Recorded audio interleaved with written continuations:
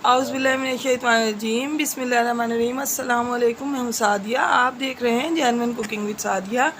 गर्मी शदीद है, इस वजह से चूल्हे के पास जाने का दिल नहीं चाह रहा, गर्मी में कुछ पकाने का जी नहीं चाह रहा।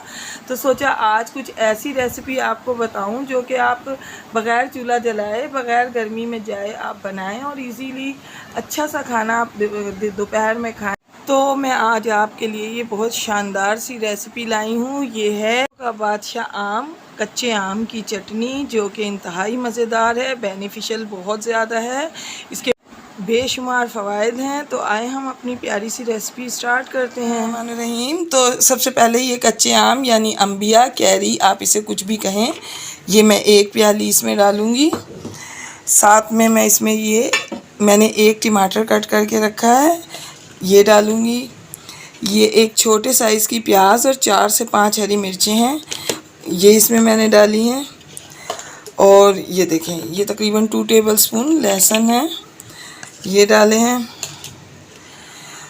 ये थोड़े से पत्ते पुदीने के और थोड़े से पत्ते यानी 1 टेबलस्पून पुदीना और 1 टेबलस्पून हरा धनिया है।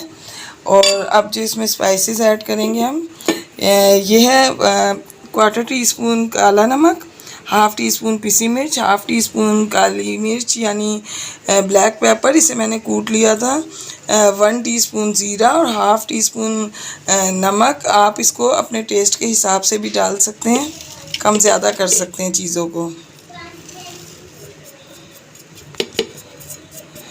तो व्यूअर्स, अगर आप मेरे चैनल पर न्यू हैं तो काइंडली मेरे चैनल को सब्सक्राइब करें, लाइक शेयर करें, बेल आइकॉन को ज़रूर प्रेस किया कीजिए ताकि मेरी आने वाली वीडियो आपको वक्त पर मिले।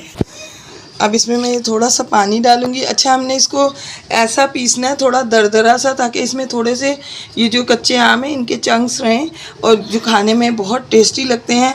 अगर आप सिल पे पीसें या आप किसी भी चीज़ में पीसें, मैं इसको ब्लेंडर में पीस रही हूँ, तो मैं आपको दिखाती हूँ कि मैं इसको थोड़ा दरदरा ही पीसूँ। तो ये देखें, ये कितनी ज़बरदस्त सी पिसी है, इसके चंक्स आपको नज़र आ रहे होंगे कितने ज़बरदस्त हैं। ये देखें, ये बेहतरीन चटनी है, आप इसको बनाएं, यकीनन ये आपको पसंद आएगी। खाना बनाने का जी नहीं चाहता गर्मी में, ये ऐसी चटनी है कि आप इसके साथ आराम से खाना खा सकते हैं और इंतहाई मज़ेदार। इसको सलाद के साथ और रोटी के साथ आप खाएं, आपको यकीनन बहुत मज़ा आएगा। दाल के साथ खाएं, सब्ज़ी के साथ खाएं, किसी भी चीज़ के साथ खाएं, यकीनन ये आपको बहुत पसंद आएगी।